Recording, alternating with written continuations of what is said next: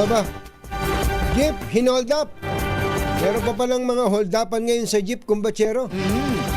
Talaga? Oo, hindi ba Mario matagal-tagal na tayong hindi nakakarinig ng mga hold upan sa jeep dahil Kaya nga. ay mga snatching ng cellphone, pambihira na rin yan dahil mas maganda pa yung cellphone ng hold upper kaysa doon sa sa hold up o snatch. Ang matindi rito kumbatsero, sa hold upan na to, meron pang patay. Ayun. RH5 Val Gonzales, Coming Val! Actually, sinawing palad na mamatay ang 29 anyos na babae matapos na ma-hold up ang sinasakyan nitong passenger jeep sa kaba ng Commonwealth Avenue, Quezon City kagabi. Nagtalunan sa jeep dahil sa takot at pagkataranta mga pasero kasama ng babaeng biktima. Sa pagsisiyasat ng Criminal Investigation Interactive Unit ng QCPD, sumakay sa Don Fabian ng nag-iisang suspect na armado ng kutsilyo. Matapos magdeklara ng hold up, isa-isang tumalon ng jeep ang mga pasero kasama ang babaeng biktima at konduktor na misis ng driver na si Edgardo Cabiente.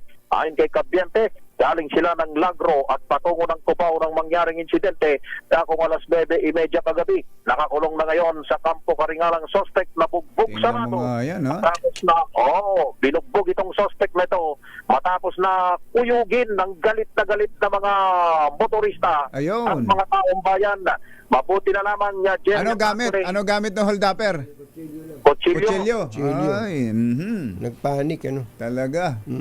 Tinan mo nga naman, ang ino-hold up pa niya, driver na ang konduktor niya, misis niya, oo. naghahanap buhay Nang maayos. Oo.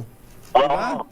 Ang pahayag dito sa Sido, dito sa Kampo Karingal, noong driver na si Cabiente, tumalon din daw yung kanyang misis dahil dala-dala niya yung 1,000 pisong kinita nila dun sa pamapatada. Siyempre. Nataranta din yung biktima. At inaalam pa ngayon, Jerry Anthony, kung sa pamamagitan ng saksak o sa pagkabagok na matay yung 29 anyos na biktima. Mabuti na lamang at agad ding nakapagresponde mga tauhan ng Quezon City Police District at hindi rin napatay ng taong bayan ng suspect na aminado sa ginawang pang-hold up. Sa record ng QCPD, dati na rin palang nakulong ang 54 anyos na suspect dahil sa kasong pagnanakaw. Ako si Val Gonzales, DZRH sa Pilipinas, una sa Pilipino.